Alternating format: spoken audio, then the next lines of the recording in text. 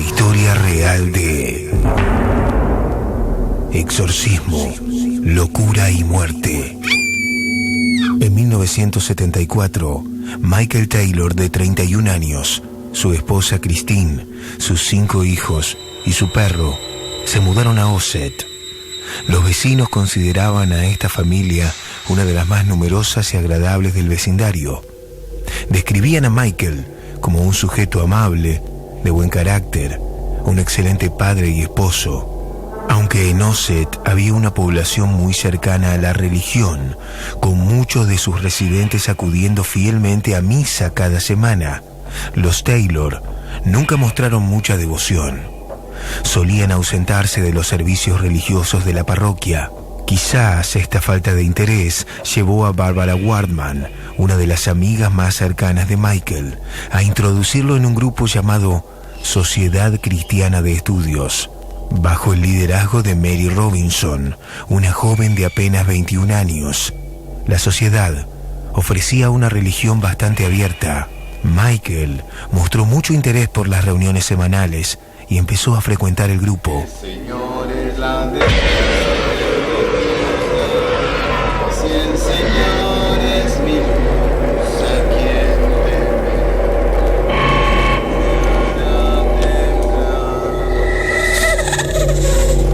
Encantado con los discursos de Robinson, él también se dedicó a dar testimonio y ofrecer conferencias.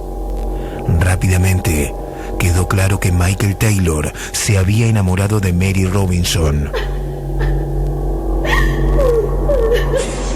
Los otros miembros notaron su comportamiento inapropiado e intentaron excluirlo, pero Michael siempre negó cualquier tipo de falta. Están locos. ¿Cómo van a pensar que me gusta Mary? Puede ser mi hermana menor, decía. Los miembros del grupo también notaron el súbito cambio en la forma en que Mary dirigía al grupo. Recurría a algo que llamaba el poder de Dios para exorcizar a personas que hubieran pecado, y además hablaba en lenguas misteriosas. ¡Los llevo al infierno! Además, argumentaba que ciertas personas debían ser liberadas de manifestaciones diabólicas a través de rituales que ella y Michael habían ideado. Con admirable seguridad, Mary afirmaba tener la habilidad de ver pequeños duendes entrando y saliendo de las personas, escondiéndose entre sus carnes, intentando poseer a los individuos y atrayéndolos al mal.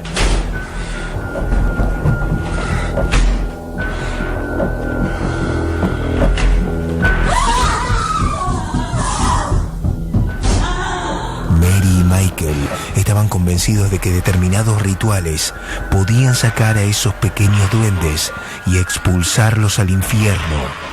En el método que habían creado, podían distinguirse artefactos y palabras de poder, e incluso algunas enseñanzas de Aleister Crowley.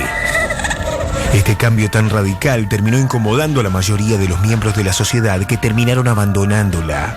Sin embargo, otros se mantuvieron fieles a las enseñanzas y Michael se quedó en un grupo que poco a poco pasó a ser un culto. Su esposa e hijos ya no asistían a esas reuniones, que fueron trasladadas al sótano de una casa particular. El comportamiento de Michael con su familia también cambió de forma radical. Se convirtió en un hombre completamente diferente, callado, nervioso y agresivo. Christine estaba convencida de que el grupo estaba ejerciendo algún tipo de influencia negativa sobre su marido. Y en esa época se descubrió que Michael había abandonado su empleo para dedicarse a un nuevo emprendimiento: escribir junto a Mary su propio evangelio. Una noche, enojada por el comportamiento de su cónyuge, Christine lo acusó de mantener una aventura con Mary y lo llamó hipócrita. Michael huyó descontrolado, se subió al auto y desapareció. En los días siguientes, Michael no dio señales de vida. Se notificó a la policía, pero simplemente parecía que se lo había tragado la tierra. Un mes después, una noche, En la sede de la Sociedad Cristiana, alguien golpeó la puerta.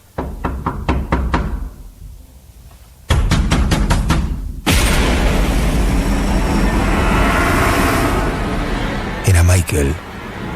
Estaba sucio, su camisa manchada de sangre. Lo hicieron pasar. Se sentó y dijo: Lo vi al diablo. Esa presencia demoníaca quiso apoderarse de mi cuerpo. Me obligó a cometer actos terribles. Perdón.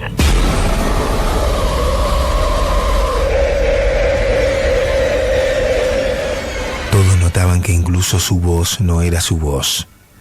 Mary aceptó hacerse cargo de él, empleando para esto uno de sus rituales de exorcismo. Durante ese ritual, Michael explotó en una ira ciega, al punto que se vieron obligados a detenerlo para que no agrediera físicamente a la ministra.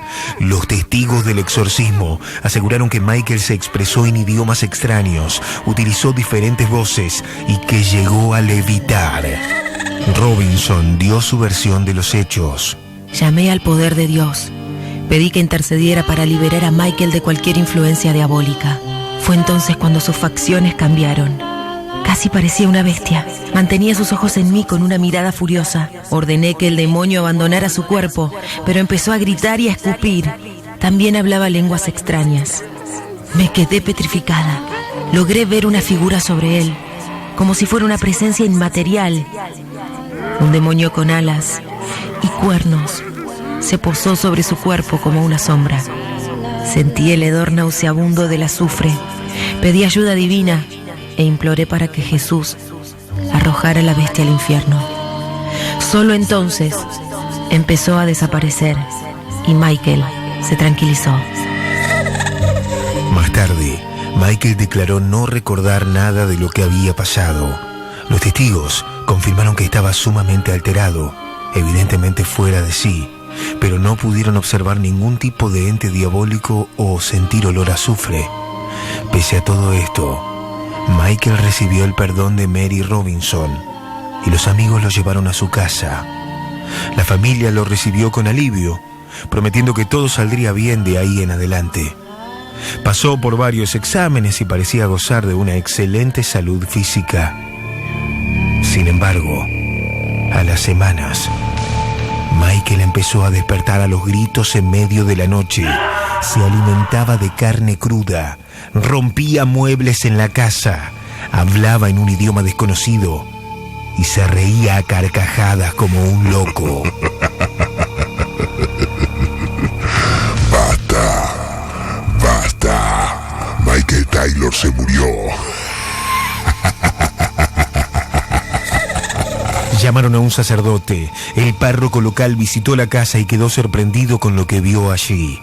La atmósfera de la casa era helada. Adentro hacía 10 grados menos que en el exterior. Michael rechinaba los dientes, tanto que se le rompían. Gritaba y hablaba en lenguas desconocidas. Algunos dicen que en arameo. Escupía, babeaba, mordía a todo aquel que se le acercaba. Lo mantenían atado a la cama con cuerdas que le lastimaban los brazos y tobillos, porque nadie se animaba a tocarlo. Decidieron llevar a Michael a la iglesia. Agotados física y mentalmente, los sacerdotes lo dejaron en una habitación y se retiraron a la sacristía a descansar, mientras una enfermera suministró un tranquilizante a Michael para que durmiera. Este es el punto donde la historia se vuelve tenebrosa. Lo que sea que haya afligido a Michael Taylor, un ejército de demonios o una enfermedad mental, lo había dotado de una fuerza descomunal. Alrededor de las 10 de la mañana, apenas horas después de que los sacerdotes se fueran a descansar, Michael logró zafarse de las ataduras y huyó de la iglesia sin que nadie se diera cuenta. Se escabulló por el vecindario y fue directo a la casa, donde encontró a su esposa dormida en la habitación matrimonial. Michael la atacó de forma brutal, estrangulándola hasta la muerte con sus propias manos, perforándole los ojos con la punta de un lápiz, arrancándole la lengua y mordiéndole casi todo el rostro de una forma salvaje. Cuando terminó, Michael se fue contra el perro y lo destrozó miembro por miembro. A continuación, salió desnudo de su casa, cubierto de sangre de pies a cabeza, vagando sin destino y gritando: Esta es la sangre de Satanás. Esta es la sangre de Satanás.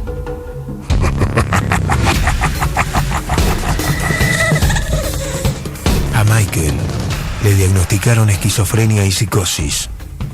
La opinión pública se dividió entre aquellos que creían en la posesión demoníaca y otros que hablaban de problema mental.